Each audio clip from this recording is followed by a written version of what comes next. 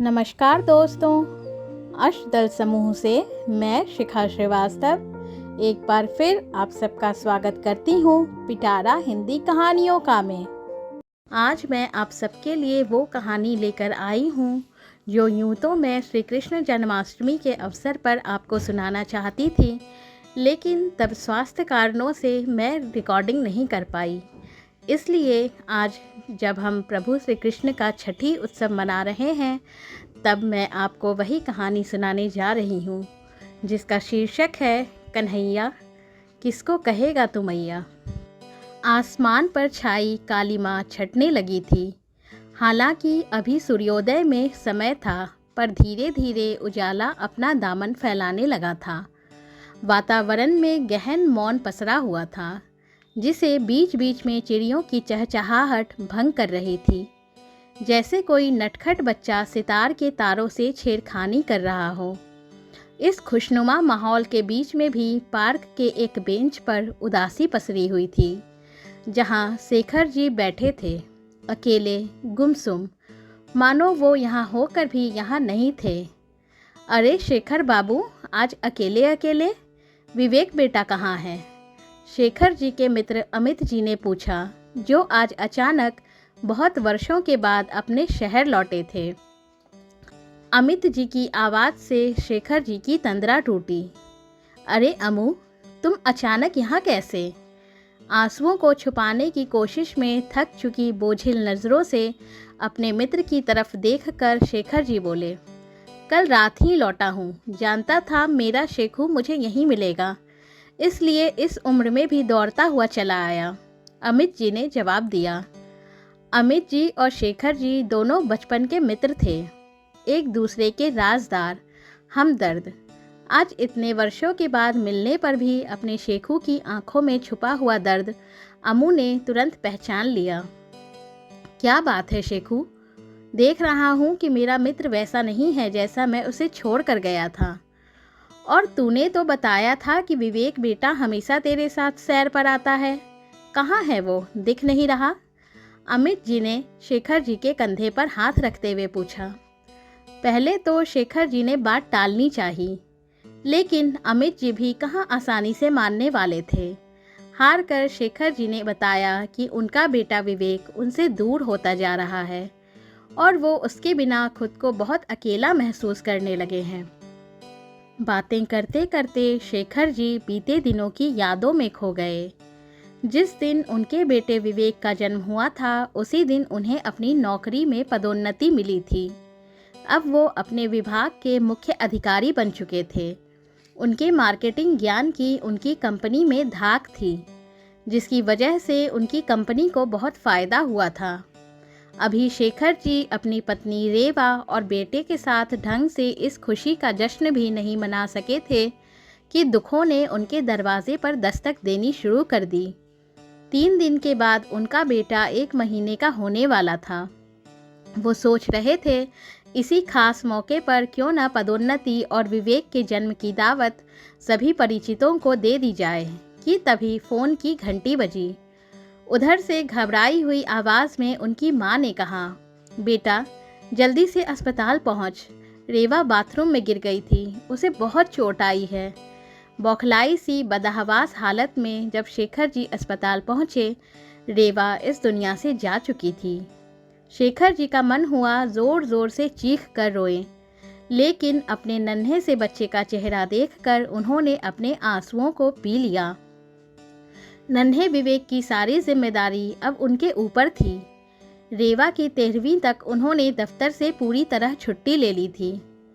आखिरकार अंतिम विधि भी पूरी हुई। अब शेखर जी को विवेक की चिंता सताने लगी। उनके दफ्तर जाने के बाद उनकी बूढ़ी माँ अकेले इतने छोटे से बच्चे को नहीं संभाल सकती थी, और ना ही उनमें इतनी ताकत थी कि वो सारा दिन आया के पीछे पीछे रहकर निगरानी कर सकें, और आया पर अंधा भरोसा करके उसे अपने बच्चे को सौंपने की गलती वो कभी नहीं कर सकते थे। अब यही तो एक निशानी रह गई थी रेवा की, जिसे शेखर जी अपनी जान से भी ज़्यादा चाहते थे। नाते रिश्तेदारों ने उन्हें दूसरी शादी का सुझाव दिया, लेकिन शेखर जी ने साफ शब्दों में मना कर दिया।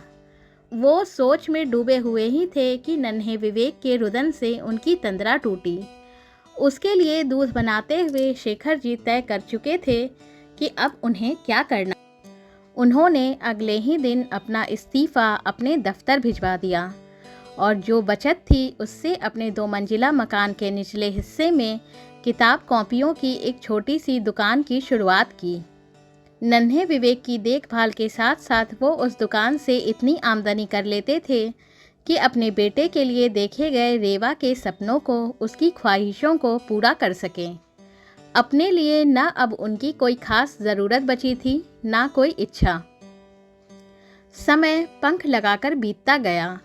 अब विवेक स्कूल जाने लगा था। सुबह उसे तैयार करने से लेकर उसके लिए नाश्ता और विद्यालय ले जाने के लिए खाने का डिब्बा बनाने का काम शेखर जी खुद करते थे। उन्हें मंजूर नहीं था कि उनका बेटा रसोइये का बनाया हुआ खाना खाए। विवेक को स्कूल पहुंचाकर वो दुकान पर बैठते। फिर स्कूल की छुट्टी होने के थोड़ी देर पहले घर जाकर जल्दी जल्दी विवेक के लिए खाना बनाकर फिर उसे स्कूल से लेने जाते। विवेक को अपने हाथों से खिलाते हुए उन्हें यूं महसूस होता था मानो उनका भी पेट भर गया हो। एक अलग ही लगाव था दोनों पिता पुत्र के बीच में। सब लोग शेखर जी से कहते कि आप दोनों पिता पुत्र की जोड़ी तो नंबर 1 है।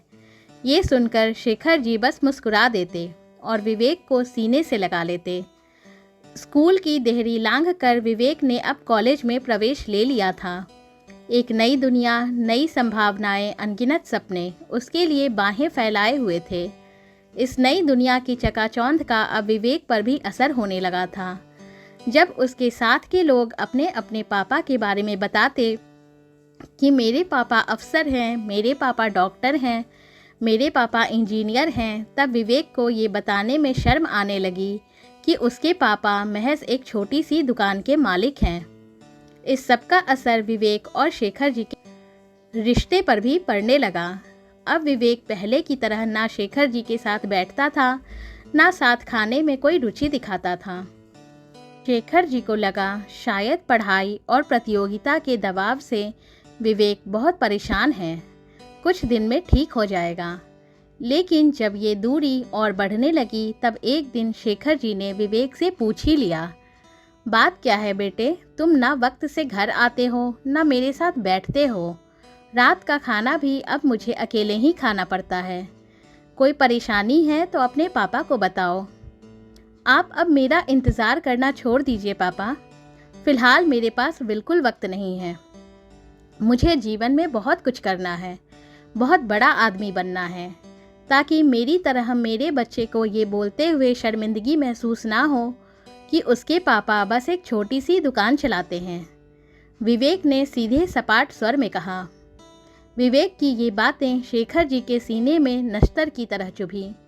उन्हें अपनी कामयाबी के दिन याद आने लगे, लेकिन उनके मन में कोई पछतावा नहीं था। उन्होंने जो किया था वो ज़बरदस्ती में किया हुआ त्याग नहीं, उनका प्यार था रेवा के लिए और उसकी अंतिम निशानी के लिए। उस दिन से शेखर जी ने स्वयं को अपने आप में समेट लिया। बस रोज़ रात विवेक के सो जाने के बाद वो चुपके से उसे एक नज़र देख लेते और खुद को तसल्ली देते कि सब पहले जैसा हो जाएगा। विवेक का MBA पूरा हो चुका था। वो अपना खुद का होटल व्यवसाय शुरू करना चाहता था। पूंजी के इंतज़ाम के लिए जब उसने शेखर जी से बात की तो उन्होंने तत्काल उनके गांव की थोड़ी सी जो ज़मीन थी उसके कागज़ विवेक को सौंप दिए। उस ज़मीन की बदौलत विवेक को इतना लोन मिल गया कि उसने अपना एक छोटा सा रेस्टोरेंट खोल लिया। धीरे धीरे अपनी मेहनत और लगन से विवेक तरक्की के रास्ते पर आगे बढ़ता गया। अब उसके 4 रेस्टोरेंट थे और इसके बाद वो एक शानदार आवासीय होटल खोलने की योजना बनाने में लग गया था। लेकिन इस रास्ते पर आगे बढ़ते हुए विवेक अपने पापा को, उनके प्यार को बहुत पीछे छोड़ आया था। अपने काम में उसने खुद को इतना व्यस्त कर लिया था कि अक्सर कई कई दिन घर नहीं जाता था। शेखर जी उसे फ़ोन करते तो बाद में बात करता हूँ बोलकर फ़ोन रख देता और फिर दोबारा फ़ोन करना उसे याद ही नहीं रहता था। सुबह सुबह टहलने जाना हमेशा ही शेखर जी की दिनचर्या का हिस्सा रहा था। विवेक भी हमेशा उनके साथ जाता था। टहलते हुए वो दोनों दुनिया भर की बातें करते थे। लेकिन पिछले कुछ सालों में सब कुछ बदल गया था। शेखर जी अब भी टहलने जाते थे, लेकिन अकेले। उनके पास बातें तो थीं, लेकिन सुनने वाला कोई नहीं था। विवेक के अलावा बस एक अमित जी थे, उनके दोस्त, जो कि बहुत सालों से विदेश जाकर रह रहे थे। भला फ़ोन पर दोनों की कितनी बातें हो पाती। एक दिन पुरानी तस्वीरों को देखते हुए शेखर जी को जन्माष्टमी के त्यौहार की कुछ तस्वीरें मिली। रेवा बहुत धूमधाम से ये त्यौहार मनाया करती थी। मंदिर की सजावट, बाल गोपाल का झूला, उनका श्रृंगार करने से लेकर मिठाइयाँ बनाना, सब कुछ वो खुद अपने हाथों से किया करती थी। उसकी इच्छा थी कि जब उनका बेटा होगा तब वो उसे कान्हा की तरह सजाए, और उसकी ये इच्छा शेखर जी ने पूरी भी की। कान्हा के रूप में नन्हे से विवेक की तस्वीर देखकर अरसे बाद शेखर जी के चेहरे पर मुस्कान आई। कुछ ही दिनों में जन्माष्टमी आने वाली थी। मन ही मन खुद से बातें करते हुए शेखर जी सोच रहे थे, विवेक आता है तो उससे बात करूंगा कि क्यों न फिर पहले की तरह जन्माष्टमी मनाई जाए। जब से वो बड़ी क्लास में गया तब से पढ़ाई की व्यस्तता में ऐसी धूम हम मचा ही नहीं सके। विवेक के घर आते ही शेखर जी उत्साह से बोले, बेटे, कल तुम थोड़ी देर के लिए छुट्टी ले लो। जन्माष्टमी आने वाली है, बाजार चलकर खरीदारी करेंगे। इस बरस फिर से पहले की तरह धूमधाम से त्यौहार मनाएंगे। ओह पापा, मेरे पास इन फालतू कामों के लिए वक्त नहीं है। आपको जो करना है कीजिए। इतने तो नौकर हैं अब घर में, किसी के साथ चले जाइए, मैं गाड़ी भेज दूंगा। और जाने की भी क्या ज़रूरत है, अब तो हर चीज़ ऑनलाइन मिल जाती है, घर बैठे ही मंगवा लीजिए। कहता हुआ विवेक अपने कमरे में चला गया। शेखर जी का मन विवेक की बातों से टूट गया।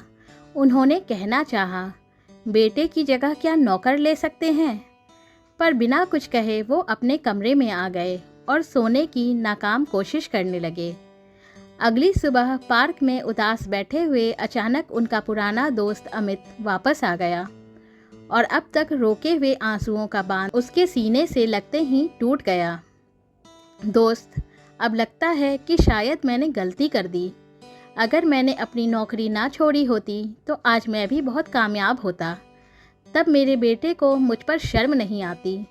शेखर जी ने खुद को संभालते हुए कहा। अमित जी ने अपने मित्र के आंसुओं को पोंछते हुए कहा, लेकिन क्या तब तेरा बेटा वो बन पाता जो वो आज है? उसका भविष्य संवारने में तूने अपने सपने जला दिए। अगर तूने माँ बनकर उसे ना संभाला होता तो उसे अच्छी परवरिश कभी नहीं मिल पाती। तुझ जैसा पिता न जाने कितने जन्मों के पुण्य से मिलता है। उधर घर पर नौकर ने शेखर जी का चश्मा विवेक को देते हुए कहा, साहब जी, बड़े साहब आज अपना चश्मा छोड़कर चले गए हैं। ओफो, ये पापा भी ना कितने लापरवाह हो गए हैं। अब सड़क पर कहीं चोट वोट लग गई तो नई मुसीबत आ जाएगी। इससे तो अच्छा मैं ही चश्मा देकर आ जाता हूँ। मन ही मन बड़बड़ाते हुए विवेक पार्क के लिए निकल पड़ा। पार्क पहुंचकर जब वो शेखर जी की बेंच के पास पहुंचा, तब शेखर जी अमित जी के साथ अपने बीते हुए जीवन को साझा कर रहे थे। उनकी बातों में अपना नाम सुनकर विवेक ठिठक गया और चुपचाप उनकी बातें सुनने लगा। अपने पापा और अमित जी की बातें सुनकर आज उसे अपनी सारी गलतियां याद आ रही थीं। जिस पिता पर वो शर्मिंदा हो रहा था वो तो इतने महान थे कि उनके प्रेम का कर्ज वो कभी नहीं चुका सकता था। ये सब सोचते हुए विवेक की आंखों से पछतावे के आंसू बहने लगे, लेकिन उस वक्त उसने किसी तरह अपने आंसुओं को पोंछ लिया और शेखर जी के पास जाकर बोला, पापा, आप चश्मा भूल गए थे। कहीं न कहीं अब भी उनका बेटा उनकी परवाह करता है, ये सोचकर शेखर जी मुस्कुरा उठे। शेखर जी ने उसका परिचय अमित जी से करवाया। अमित जी के पैर छूते हुए विवेक बोला, कभी फुर्सत में घर आइए अंकल, अभी तो मुझे पापा को घर लेकर जाना होगा। नाश्ते के बाद उनकी दवा का वक्त हो चला है। शेखर जी के साथ साथ अमित जी भी विवेक की इस बात पर हैरान हो गए। अमित जी को घर आने के लिए बोलकर शेखर जी विवेक के साथ चल पड़े। लेकिन आज दोनों पिता पुत्र के बीच खामोशी पसरी हुई थी। नाश्ते के बाद शेखर जी को वक्त पर सारी दवा लेने और आराम करने की हिदायत देकर विवेक दफ्तर चला गया। वहां पहुंचकर उसने अपने मैनेजर को बुलाया और कहा, हमारे सारे रेस्टोरेंट में सूचना भिजवा दीजिए कि अब से न किसी को ओवर टाइम करने की ज़रूरत है और ना ही वक्त से पहले आने की। नौकरी के अलावा अपने परिवार और अपनों को भी वक्त देना ज़रूरी है। जैसे ही ये सूचना सारे रेस्टोरेंट के कर्मचारियों के पास पहुंची, सभी खुशी से झूम उठे। ओवर टाइम कर करके वो सभी त्रस्त आ चुके थे, लेकिन मुश्किल से मिली हुई नौकरी के कारण कोई कुछ नहीं कहता था। सभी कर्मचारियों ने विवेक को मन ही मन दुआएं दी और प्रार्थना की कि ये परिवर्तन क्षणिक न हो। शाम होते ही विवेक घर पहुंच गया। शेखर जी उस वक्त अपनी दुकान में बैठे हुए थे। अरे पापा, आप तो हमेशा 6 बजे दुकान बंद कर देते थे ना? विवेक ने हैरानी से कहा। शेखर जी बोले, अब अकेले कहीं मन नहीं लगता है बेटे, इसलिए यहीं बैठा रहता हूँ। सड़क पर आते जाते लोग और कभी कभी आने वाले ग्राहकों से थोड़ा जी बहल जाता है। अब आपको मन बहलाने के लिए यहाँ बैठने की ज़रूरत नहीं है पापा। आज से दुकान फिर 6 बजे ही बंद होगी। अपने सभी ग्राहकों को बता दीजिएगा और अब मेरे साथ चलिए। विवेक शेखर जी का हाथ पकड़कर उन्हें उठाते हुए बोला। अच्छा अच्छा चलो, पर जाना कहाँ है? शेखर जी ने हैरानी से पूछा। विवेक ने दुकान बंद करते हुए कहा, जन्माष्टमी की खरीदारी करने। और कहाँ? लंबे अरसे के बाद आज शेखर जी को पहले की तरह विवेक का साथ मिला था। उसके साथ मिलकर खरीदारी करते हुए उनके बुझे हुए चेहरे पर फिर से रौनक लौट आई थी। घर पहुंचकर विवेक ने शेखर जी से कहा, आप आराम कीजिए पापा, मैं थोड़ी देर में आता हूँ। रसोई में पहुंचकर विवेक ने रसोइये से कहा, तुम रहने दो, आज तुम्हारी छुट्टी। विवेक ने शेखर जी की पसंद का खाना आज अपने हाथों से बनाया। खाना खाते हुए शेखर जी बोले, अरे आज तो खाने का स्वाद ही दूसरा है, बिल्कुल वैसा जैसा तुम्हारी माँ बनाया करती थी। आज से आपको हर रात ऐसा ही स्वाद मिलेगा पापा, क्योंकि ये खाना अपनी माँ के इस बेटे ने बनाया है, विवेक ने कहा। ये सुनकर शेखर जी चौंक गए और बोले, नहीं नहीं बेटे, तुम्हें बेकार में मेरे लिए परेशान होने की ज़रूरत नहीं है। वैसे ही तुम इतना व्यस्त रहते हो। मैं व्यस्त रहता था पापा, अब नहीं रहूँगा। अब काम के साथ साथ पहले की तरह मुझे अपने पापा के साथ भी वक्त बिताना है। मुझे मेरी गलती का एहसास हो गया है पापा। अपने इस नालायक बेटे को माफ़ कर दीजिए। पता नहीं किस गुरूर में मैंने आपकी इतनी बेइज्जती की। हाँ, आप सचमुच मेरे दोस्तों के पापा से अलग हैं। आप उनकी बराबरी नहीं कर सकते, क्योंकि वो सब सिर्फ पापा हैं। लेकिन आप तो अपने विवेक की माँ भी हैं। ये कहते हुए विवेक शेखर जी के गले लगकर रो पड़ा। विवेक को चुप कराते हुए शेखर जी बोले, रो मत बेटे, वरना तेरी माँ सपने में आकर मुझे डांटेगी कि मैं उसके लल्ला को क्यों रुला रहा हूँ। ये सुनकर विवेक हंस पड़ा। उसके साथ शेखर जी की सम्मिलित हंसी से घर गूंज उठा। जन्माष्टमी का दिन आ चुका था। शाम को घर लौटने के बाद विवेक ने शेखर जी के साथ मिलकर पूजा घर की सजावट की। बाल गोपाल का झूला, उनका श्रृंगार, सब कुछ करने के बाद दोनों पूजा के लिए रात के 12 बजने का इंतज़ार करने लगे। इंतज़ार करते हुए शेखर जी की आंख लग गई थी। जैसे ही 12 बजे विवेक ने मंदिर की घंटी बजा दी। घंटी की आवाज़ से जब शेखर जी की आंख खुली, तब उन्होंने देखा विवेक ने कान्हा जी के जैसी पोशाक पहनी हुई थी। बचपन में जैसा मोर मुकुट शेखर जी उसके लिए लाए थे, आज भी विवेक ने वैसा ही मुकुट पहना था। कैसा लगा सरप्राइज़ पापा? मुझे पता है मम्मा की इच्छा थी मुझे कान्हा के रूप में देखने की, और आपको भी बहुत अच्छा लगता था मुझे कान्हा बनाना, विवेक ने कहा।